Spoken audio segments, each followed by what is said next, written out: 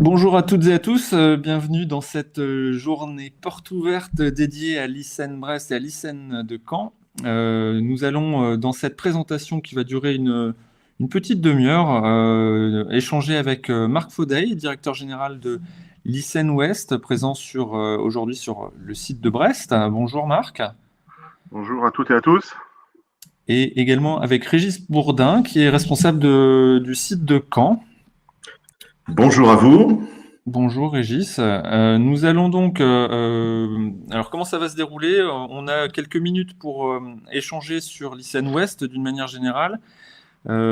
C'est Marc Faudeil qui présentera une petite présentation visuelle, à la suite de laquelle nous pourrons répondre à toutes vos questions, qu'il s'agisse de la vie du campus, des formations, des débouchés, etc.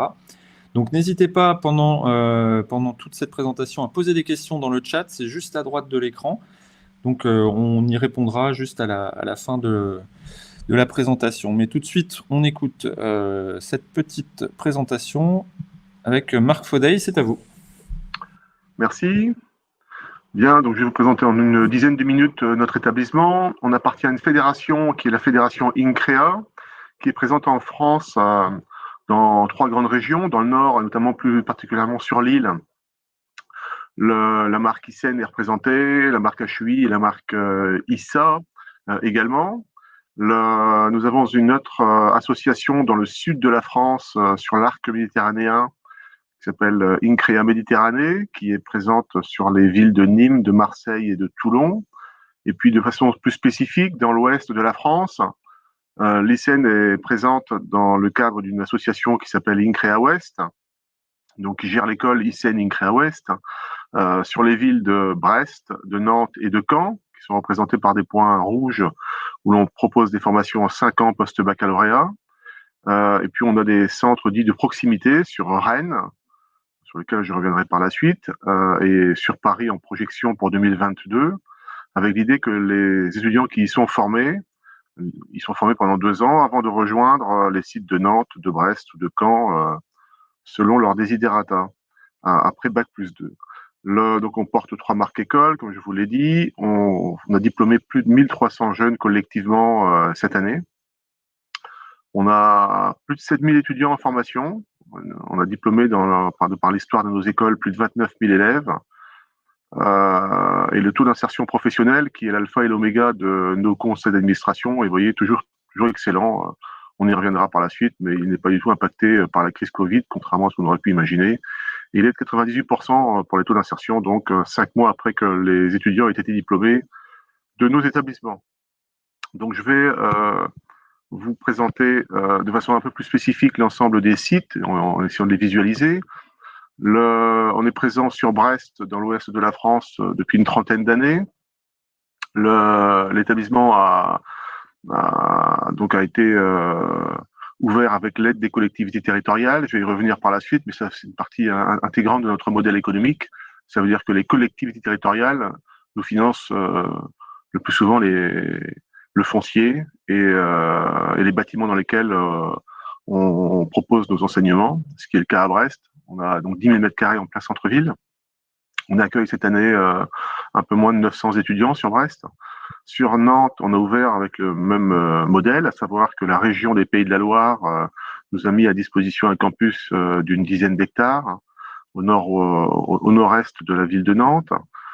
Le bâtiment que je vous présente sera livré en mois de juin 2021, pour information. Le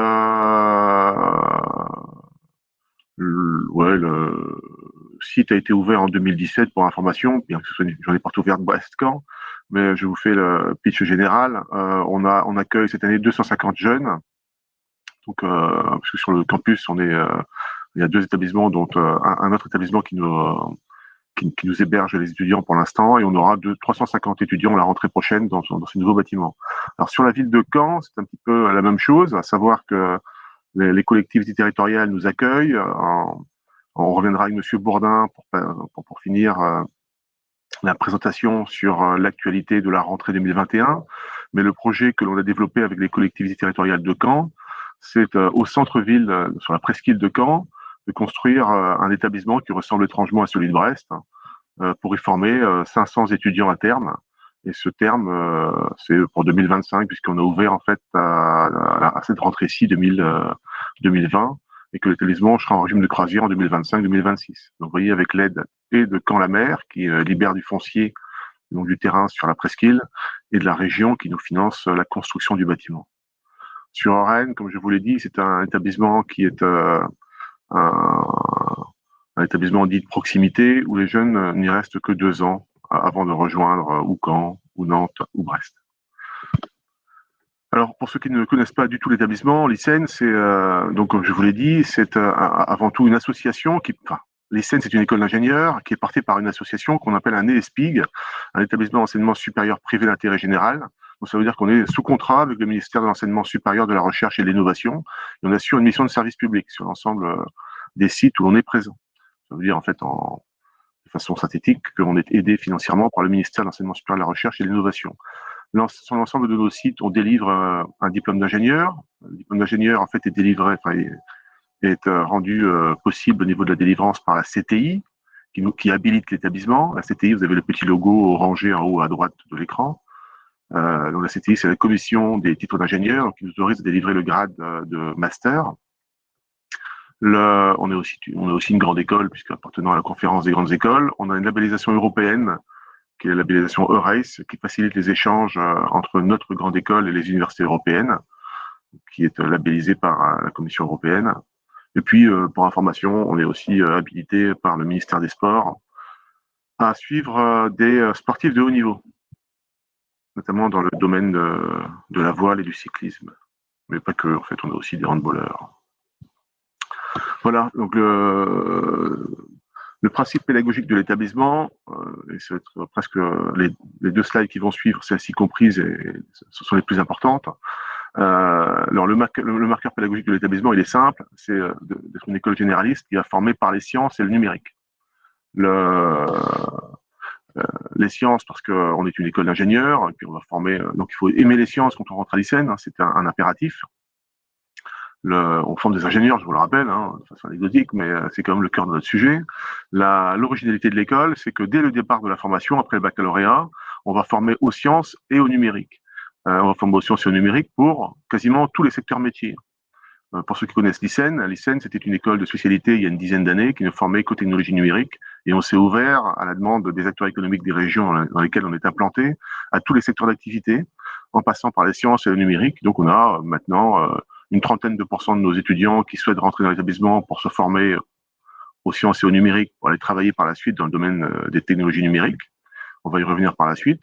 Mais on a 70 % de nos étudiants qui souhaitent se former au numérique comme à un outil, et puis par la suite qui souhaitent s'orienter vers d'autres secteurs d'activité que ceux des technologies numériques, notamment le domaine de l'énergie, comme c'est marqué sur la présentation, les secteurs de l'environnement, les technos de santé, enfin bref, on y reviendra par la suite.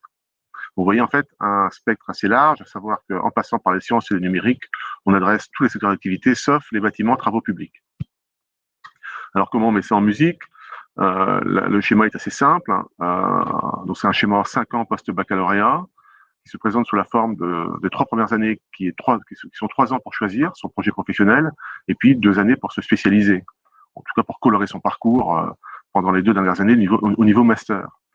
Donc quand vous rentrez dans l'établissement, vous passez un concours au niveau du baccalauréat qui s'appelle le concours Puissance Alpha, et vous avez 6 cursus post-bac au choix, sur lesquels on va revenir par la suite.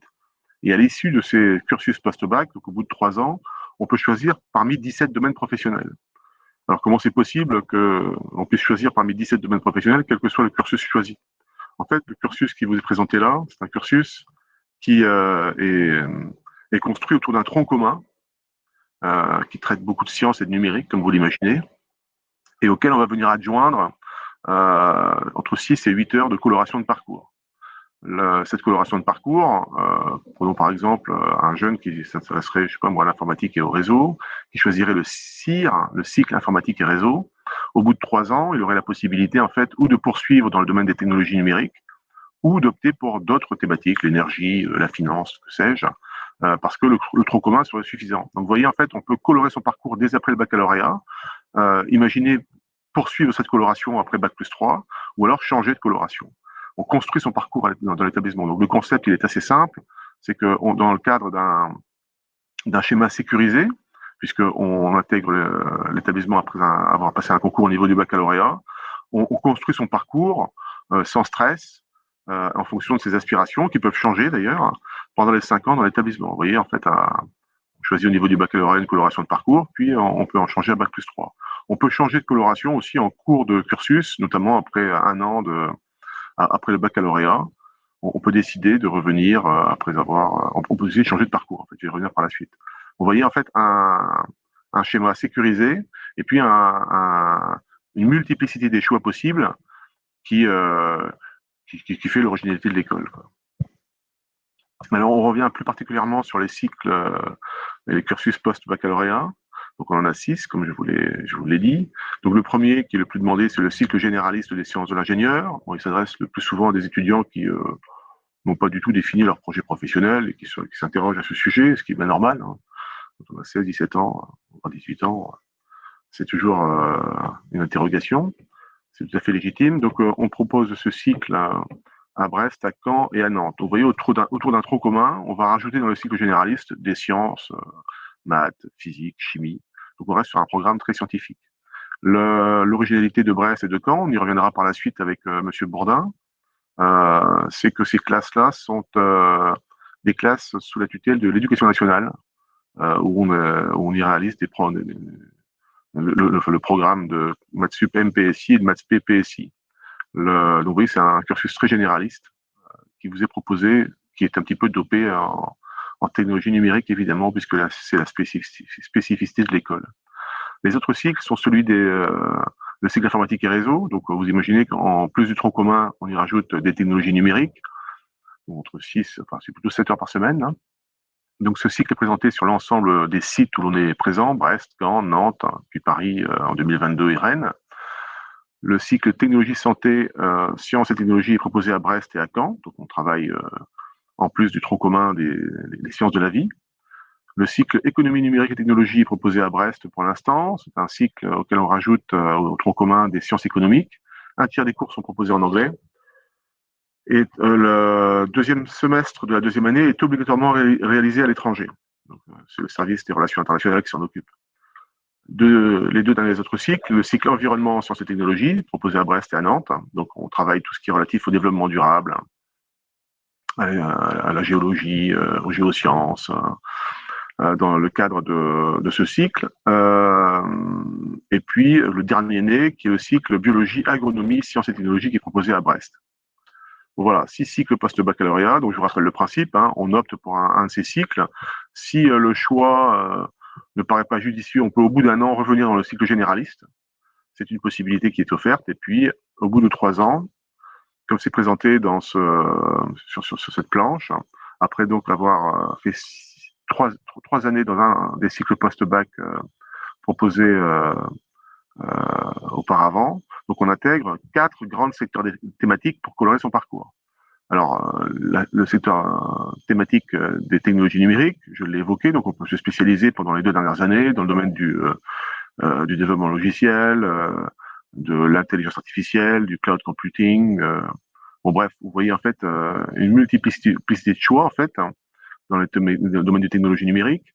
Dans l'axe thématique présenté en rouge, qui est celui des arts et métiers au sens large, où on travaille les transports, l'industrie et l'énergie. Vous avez aussi 6 domaines professionnels, pour se spécialiser. On pourra y revenir par la suite si vous le souhaitez. On a aussi présenté en jaune l'axe thématique du business, avec 2 domaines professionnels en propre à l'école et des doubles diplômes que l'on propose donc en 5 ou 6 ans post-baccalauréat, avec les écoles qui sont celles de Audencia à Nantes, de Rennes School of Business, de Brest Business School et de Cage à Bordeaux. On travaillera très probablement aussi sur le même schéma avec l'ENM sur Caen qui nous a approché à ce sujet, et réciproquement d'ailleurs. Le dernier axe thématique est celui de l'agriculture, de la santé et de l'environnement, qui propose donc 4 domaines professionnels. Donc vous voyez, dans le cadre d'un parcours sécurisé, vous choisissez parmi 6 cycles post-bac et vous offrez une dizaine, enfin 17 en l'occurrence, domaines professionnels au choix après Bac+3 pour vous spécialiser. Bon, un schéma assez simple à comprendre. Un petit point sur les projets et les stages dans l'établissement. Donc tous les ans, dans l'établissement, on se succède des projets avant que ne soit proposé un stage dans le courant de l'été qui est à réaliser de façon systématique par les étudiants. En dernière année, je ne sais pas si vous connaissez le principe des grandes écoles d'ingénieurs, mais la plupart des grandes écoles proposent un stage de dernière année qui dure 6 mois. Alors nous, on a une formule un petit peu différente. C'est pour vous dire en fait l'attractivité de l'établissement auprès des acteurs industriels. On propose aux jeunes qui le souhaitent, ce n'est pas obligatoire, d'alterner leur dernière année. L'alternance, elle n'est pas obligatoire, comme je vous l'ai dit. La plupart des jeunes, pour pas dire la très très grande majorité des étudiants qui rentrent chez nous au niveau du bac n'y pensent pas du tout. C'est pas du tout dans leurs objectifs. Et pour autant, vous voyez, en dernière année, on a cette année 84% de la promotion qui alterne de façon volontaire, donc avec l'intérêt que les étudiants sont rémunérés, sont exonérés de frais de scolarité, et en fait sont embauchés dans les entreprises où ils pourront rester par la suite. C'est de la pré-embauche en fait. Alors pourquoi je vous parle de ça? C'est simplement pour vous dire en fait que malgré la crise du Covid, vous voyez, on n'a jamais eu autant de contrats de professionnalisation à l'école. Ça veut dire que les secteurs métiers dans lesquels on apparaît avec une coloration de compétences numériques recrutent toujours de façon extrêmement importante en France, même en ce moment. On a la possibilité, dans le cadre d'une autre formation qui est celle de l'apprentissage, de rentrer dans notre établissement à Bac+2. Donc là, on a une trentaine de places, contrairement au cycle que je vous ai présenté, qui propose quasiment 400 places au niveau du concours post-baccalauréat puissance alpha. Donc on a de façon un peu marginale une trentaine de places offertes pour les formations par apprentissage. On admet essentiellement des étudiants qui viennent d'IUT. On a une petite formule spécifique aussi qu'on a montée avec des lycées, notamment des lycées à Brest et à Vitré, dans le cadre du BTS prépa. Donc nous, on ne recrute pas sur BTS à l'ICEN, mais on vient compléter la formation de BTS avec des maths, de la physique, des technologies numériques, du français et de l'anglais. Et puis on peut récupérer des étudiants, c'est assez marginal puisque vous avez compris en fait que 98% de nos jeunes viennent de terminale générale. Mais on a quelques places pour les étudiants de terminale STI 2D, notamment dans le cadre de BTS prépa. On pourra en rediscuter par la suite si vous le souhaitez.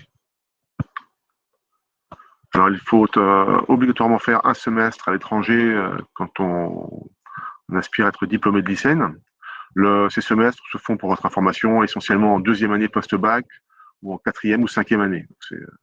C'est exclusif à ces années-là. On ne va pas à l'étranger en première année ni en troisième année. En première année parce qu'on arrive à l'école, et puis en troisième année parce que c'est l'année où on va faire le choix d'un domaine professionnel. Donc on ne va pas à l'étranger. Bon, vous voyez, en fait, c'est le service de relations internationales qui s'occupe de placer les étudiants ou dans des universités partenaires à l'étranger dans le cadre d'échanges académiques ou dans le cadre de stages en entreprise. Bon, je vous parlais tout à l'heure en fait de l'alternance en dernière année pour dire que ça marche extrêmement bien encore cette année. Et vous voyez, en fait, c'est corrélé en fait avec les taux d'insertion professionnelle de notre établissement qui sont de 98%. Alors, ce qu'il faut avoir en tête, c'est que pour l'instant, ces chiffres-là ne sont, au vu du développement de l'école, vous avez compris en fait qu'on est historiquement présent sur Brest.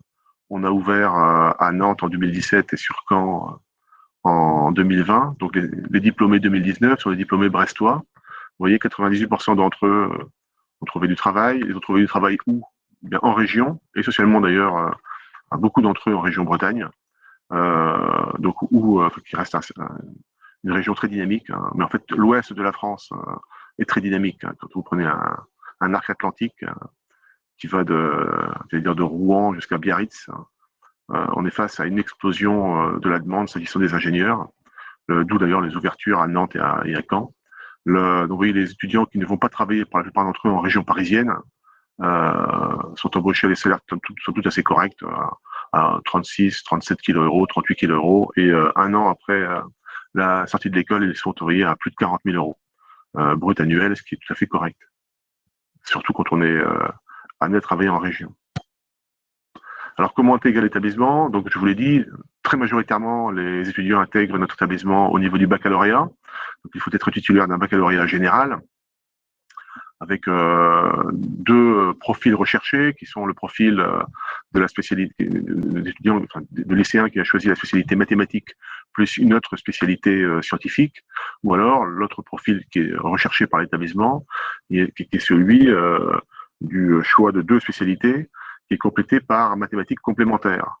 Mais j'allais dire, tous les profils seront étudiés puisque l'État nous oblige à le faire. Mais vous avez bien compris en fait que j'allais vous dire, quels que soient les cursus choisis au niveau du lycée, enfin les spécialités choisies au niveau du lycée, il faut avoir un vrai tropisme pour les sciences quand on rentre à lycée.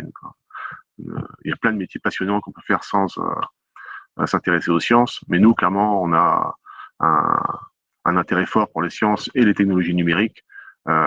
Et donc, ne vous trompez pas d'établissement. Si vous n'aimez pas les sciences, ne venez pas chez nous.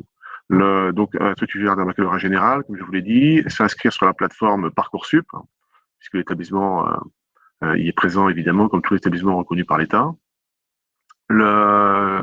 Les inscriptions se font dans l'onglet École d'ingénieur. Et puis, une fois que vous êtes inscrit sur la plateforme Parcoursup, vous êtes invité à vous inscrire à ce qui n'est plus un concours cette année, le concours puissance alpha, puisqu'il n'y aura pas d'épreuve écrite pour cause de Covid.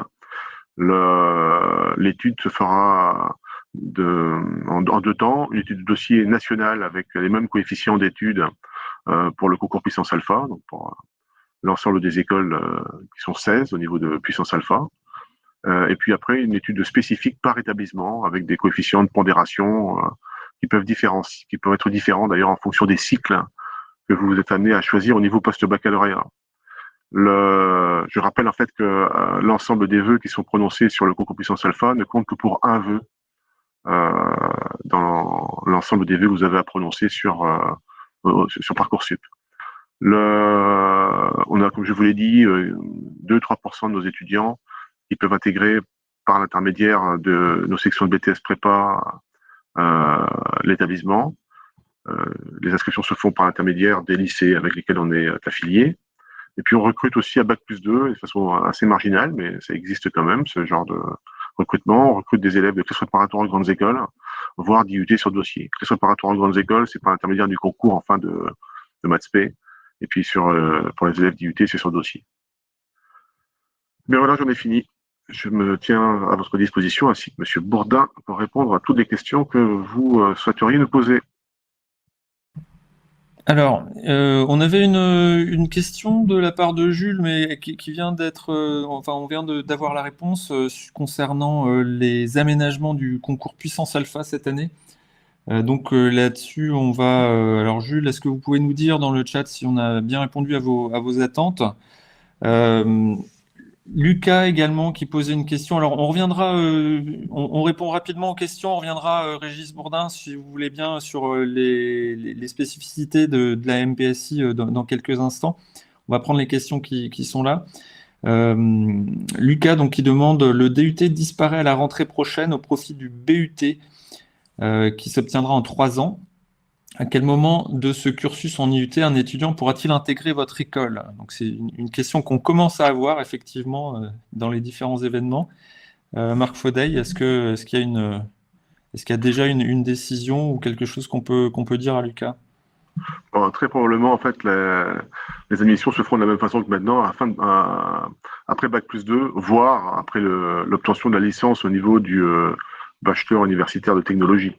Mais nous, on restera sur le même schéma, probablement. On devra s'entendre avec l'ensemble des grandes écoles d'ingénieurs françaises. Mais si ce qui commence à se dessiner, c'est qu'on va recruter au niveau Bac+2, comme on le fait actuellement, voire au niveau Bac+3, de façon plus marginale. Quand je dis au niveau Bac+2, pour que les étudiants intègrent directement la 3e année chez nous, ou alors s'ils sont titulaires d'une licence, ou de les faire redoubler en fonction de leur niveau, ou de les admettre directement à Bac+4.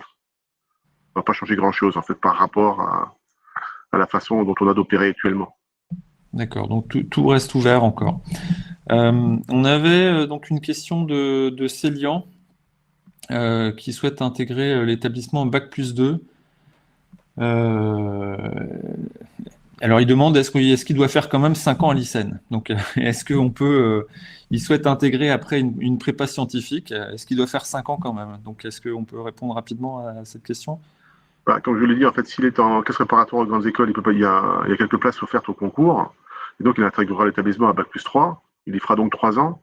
Donc, forcément, un semestre à l'étranger, comme on l'a dit, hein, parce qu'il pour être diplômé de l'établissement, il faut absolument faire un semestre à l'étranger. Mais ça se présente régulièrement tous les ans. On a tous les ans une vingtaine d'étudiants qui intègrent l'établissement après classe préparatoire aux grandes écoles. Alors pour approfondir peut-être sur la question de Célian, et comment est-ce qu'on fait pour rentrer à l'ICEN après une classe prépa? Ben, on passe le concours puissance alpha, niveau Bac+2, qui est l'ancien Alors, concours FESIC. donc c'est un concours autre, c'est un concours spécial, c'est ça? Ah ouais, c'est un concours en fait qui s'inscrit dans l'ensemble des banques de notes proposées aux étudiants qui passent les concours à la fin de classe préparatoire aux grandes écoles. Très bien.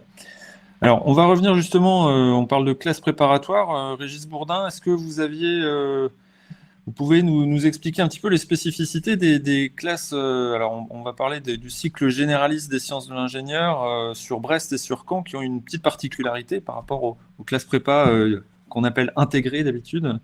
Tout à fait.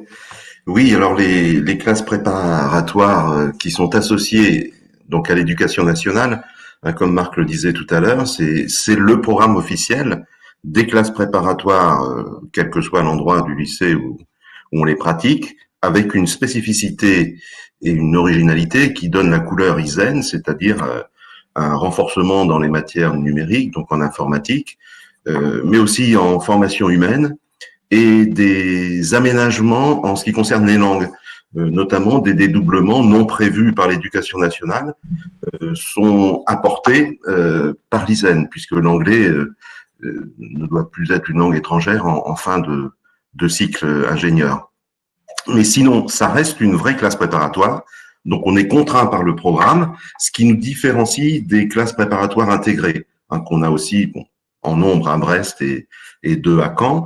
Mais il ne faut pas se leurrer non plus. Dans les classes préparatoires intégrées, il y a une dose de maths et de physique importante, moins que dans la classe préparatoire associée à l'éducation nationale, hein, la MPSI, et puis la deuxième année, c'est une PSI, et c'est ce qui me fait un peu rebondir sur la question de Célian tout à l'heure. Il y a deux façons de faire une classe préparatoire classique. Il y a la façon très classique d'aller dans un établissement qui pratique les classes préparatoires, qui prépare les concours, et puis une autre, originale, pas très courante encore, mais qui prend un petit peu d'ampleur en France tout de suite, c'est ce modèle de classe préparatoire associée. C'est-à-dire que ça reste une prépa classique, mais avec une sécurité non négligeable. C'est si on souhaite rester dans l'école, on poursuit sa scolarité en troisième année à l'ISEN, troisième année, quatrième année, cinquième année. Donc ça sécurise le parcours de l'étudiant tout en lui permettant de faire une classe préparatoire classique. Dire sur un CV, on peut écrire dans ce cas qu'on a fait une MPSI, PSI, si vous voulez. Alors, je ne sais pas si ça répond à la question. Alors justement, là on parlait bien du cycle généraliste des sciences de l'ingénieur qui est présent sur Brest et sur Caen.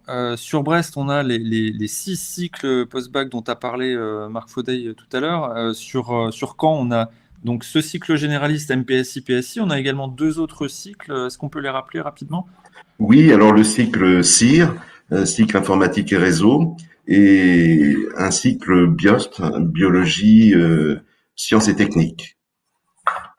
Très bien, sciences et technologies. Technologie. J'avais j'avais un alors on a parlé hein, quand même du socle fort en sciences sur ces 3 cycles-là. Qu'on fasse biologie, informatique ou généraliste, on a quand même un fort tronc commun en maths physique. Il faut quand même le savoir. Avec, j'ai plusieurs questions. Donc, une question de Jules, toujours, qui posait la question tout à l'heure sur le concours. Alors là, je vais peut-être me tourner vers Marc Faudeil de nouveau. Jules demande, parce qu'on parlait de pondération différente sur les notes de dossier en fonction du parcours choisi. Si on choisit général, informatique ou biologie, est-ce que cette pondération est disponible quelque part ou est-elle confidentielle? Ouais, elle est confidentielle, dans le sens où elle relève du bon sens. C'est ça qu'il faut avoir en tête. Si vous choisissez d'opter pour le cycle généraliste des sciences de l'ingénieur, par définition, les mathématiques et les sciences physiques seront surpondérées par rapport aux sciences et vies de la Terre, par exemple. Si vous choisissez sur Caen ou sur Brest le cycle biologie, santé, sciences et technologies, le cycle BIOST, évidemment, le cycle, la pondération des sciences de la vie et de la Terre sera supérieure à celle des maths et de la physique, et ainsi de suite, quoi. C'est ça qu'il faut avoir en tête. On surpondère par rapport, on surpondère la matière qui fait la coloration du cycle par rapport aux autres matières. C'est aussi simple que cela. Alors les pondérations, elles s'échelonnent entre 3 et 5 suivant les différentes matières. Alors, j'ai plusieurs questions. Alors, je vous invite, si vous avez d'autres questions, à les poser très rapidement parce que donc à 9h45, on doit rendre l'antenne. Donc, on va devoir accélérer si on veut prendre toutes les questions. Alors, on va rester sur le concours. Aurélie demande elle demande combien il y a de candidats puissance alpha au concours puissance alpha en moyenne.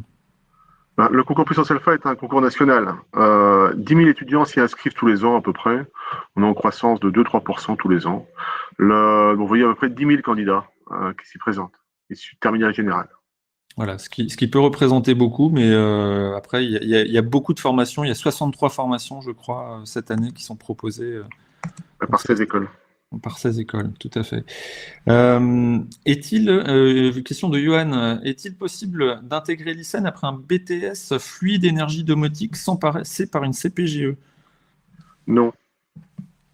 Voilà. Il y a pas... Alors, la raison, c'est que le niveau demandé en sciences fondamentales n'est pas suffisant dans ce type de BTS. Une question de Gwenaël Kester. Intégrez-vous des élèves titulaires d'un bac STI 2D? Comme je l'ai rappelé, en fait, on intègre ce genre de profil, pas directement dans nos établissements de Brest, de Nantes et de Caen, mais dans des lycées partenaires, dans le cadre de l'opération BTS Prépa. Donc on ne prend pas d'étudiants issus spécifiquement de BTS.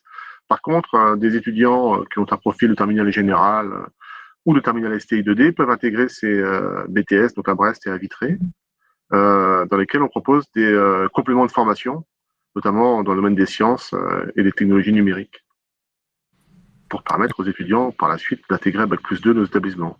Bon, ils sont tous les ans entre 10 et 15, donc c'est possible. Très bien, donc ça se passe sur Brest et sur Vitré en BTS Prépa. Jules demande, peut-on envisager de s'inscrire en cycle informatique et réseau si on n'a pas suivi l'option ou la spécialité ISN en terminale? Oui, en fait c'est le principe, en fait, quelles que soient les spécialités choisies en terminale, de toute façon on reprend tout à zéro, avec des classes dites de niveau. Ça veut dire en fait que en fonction du profil en mathématiques, en fonction du profil en sciences physiques, on va avoir des regroupements d'étudiants transverses au niveau des cycles. Ça veut dire qu'on va regrouper des étudiants du cycle biologie avec des étudiants d'informatique et réseau pour faire des maths compléments, des compléments de mathématiques si c'est nécessaire, pour faire des compléments de physique, et ainsi de suite. Donc le premier semestre, c'est un semestre un petit peu chamboulé à l'école pour pouvoir prendre en compte l'origine des étudiants. Par contre, pour ce qui est relatif à l'informatique et au réseau, en effet, on peut y arriver comme tous les ans d'ailleurs. On a, nous, à peu près un tiers des étudiants qui n'ont jamais touché je peux dire un PC, mais qui ne connaissent pas grand-chose aux technos numériques et qui s'intègrent très bien d'ailleurs dans les classes. Il y a toujours une part d'harmonisation de 6 mois. Quoi. Je reviens juste sur les technologies numériques. L'idée, c'est qu'on n'y fait pas que de la programmation. Hein. Sur l'ensemble des 2-3 premières années dans l'établissement, ça mêle des compétences générales dans les nouvelles technologies numériques. On travaille l'intelligence artificielle, le big data. Enfin, c'est vraiment de travailler l'outil des technologies numériques pour tous les métiers et de façon plus spécifique pour ceux qui font le cycle informatique et réseau.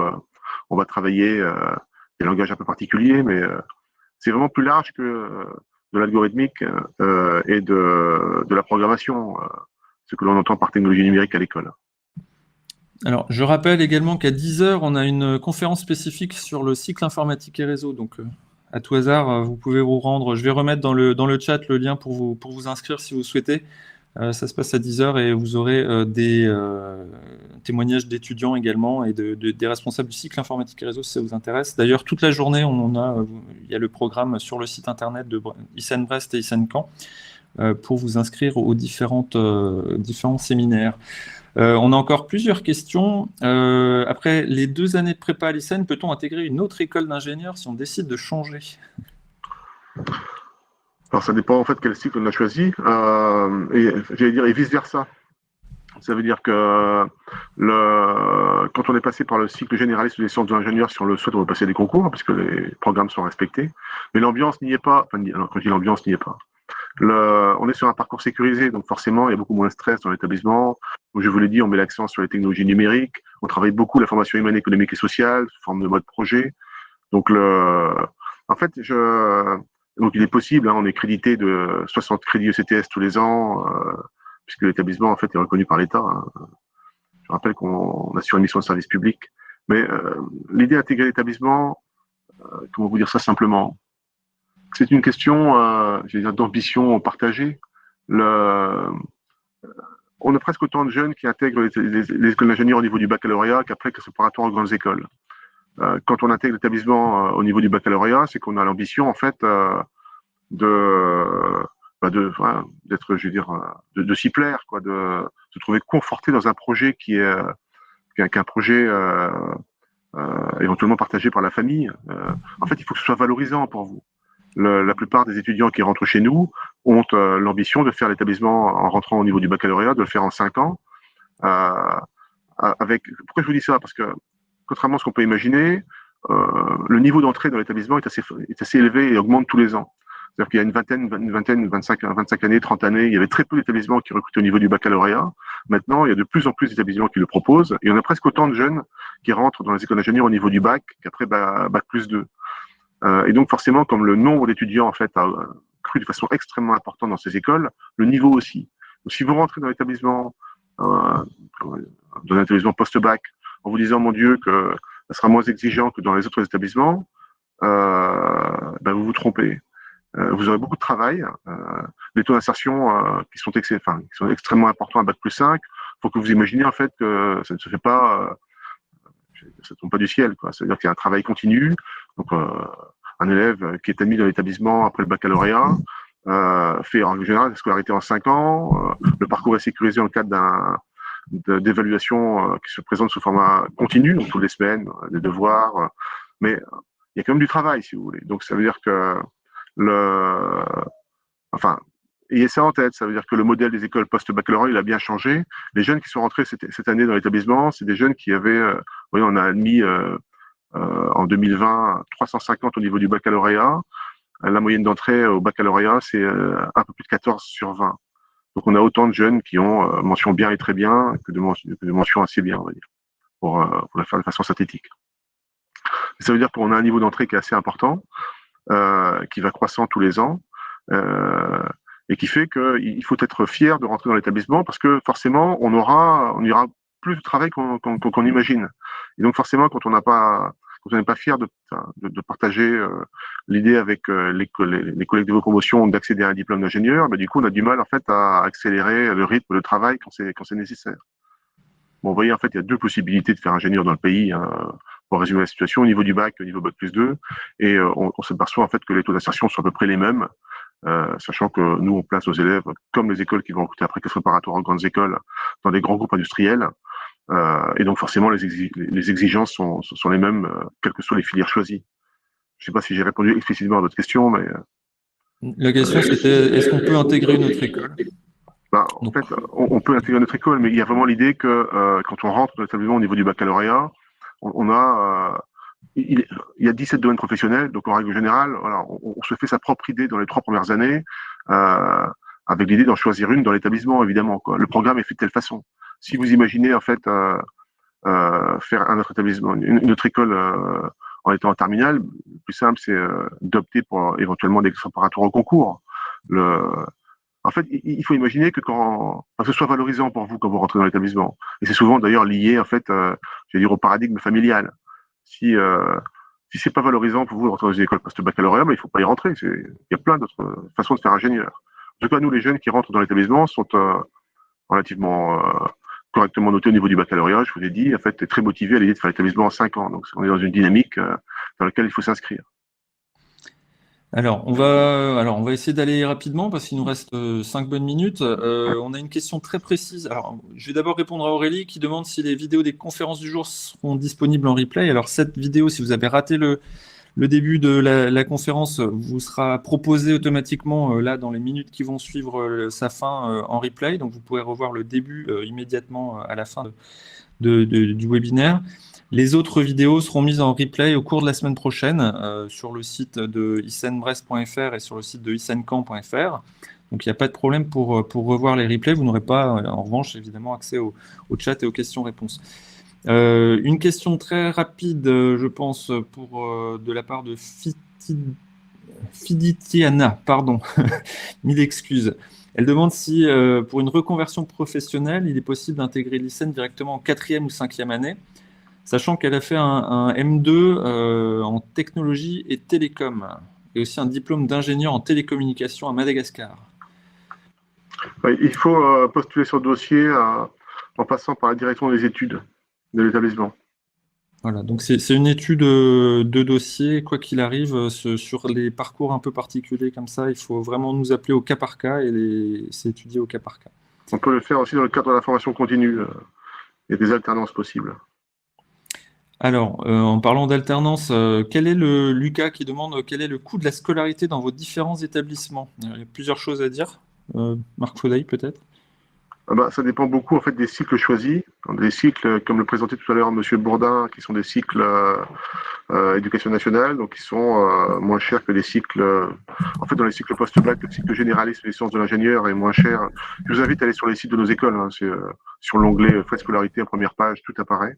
Donc les cycles généralistes sont moins chers puisque dépendant de l'éducation nationale que les autres cycles qui dépendent du ministère de l'Enseignement supérieur et de la Recherche. En fait, pour faire simple, l'éducation nationale paye les enseignants alors que pour les autres cycles, le ministère de l'Enseignement supérieur et de la Recherche alloue simplement une subvention. Au niveau du cycle d'ingénieur, cette année, c'est 7 600 € je crois, la scolarité annuelle. Alors, vous retrouvez également tous les documents, le détail des frais sur la plaquette qui est en téléchargement. Ouais. Le cycle ingénieur est à 7 900 € en frais de scolarité cette année. En fait, si vous voulez, le principe de l'établissement, c'est de faire en sorte que les étudiants qui alternent en dernière année remboursent les frais du cycle ingénieur. Donc c'est ça le petit accord qu'on a avec les industriels qui accueillent nos étudiants. Vous voyez, il y a 85% des étudiants qui en dernière année sont en alternance, donc ils ne payent pas de frais de scolarité. Donc on a des accords. Tous les ans, on a une quinzaine de jeunes qui vont chez Thales, chez Orange. Oui, pour Caen, cette année, on a Orano qui vient à la journée d'entreprise. Il y a aussi ST Microélectronique. Enfin, on a plein de grands groupes français qui sont en capacité de proposer des alternances en dernière année, ce qui réduit forcément les frais de scolarité du cycle ingénieur. En tout cas, tout ça est ouvert en fait simplement pour vous dire que sur, comme le disait Monsieur Derrien, sur la plaquette à l'avant-dernière page, tous ces frais sont détaillés. Et de la même façon sur nos sites internet, ICN Brest, ICN Caen, en première page, découvrir l'école, tout est présenté de façon très transparente. Alors, on a également, je ne sais pas si vous avez parlé des bourses d'excellence.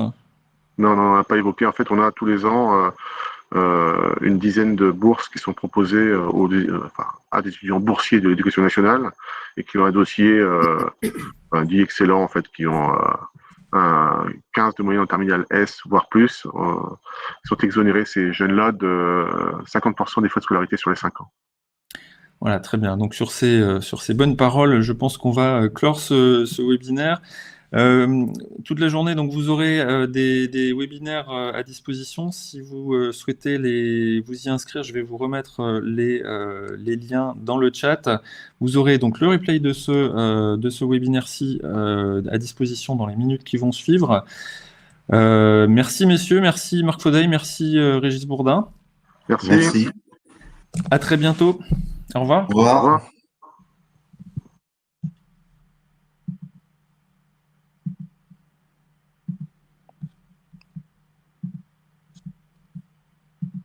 Alors, je vais vous remettre les deux liens dont je vous ai parlé.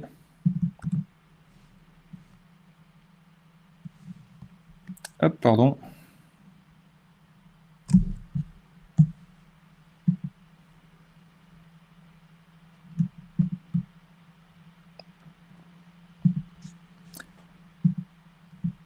Voilà, le lien du prochain webinaire arrive ici.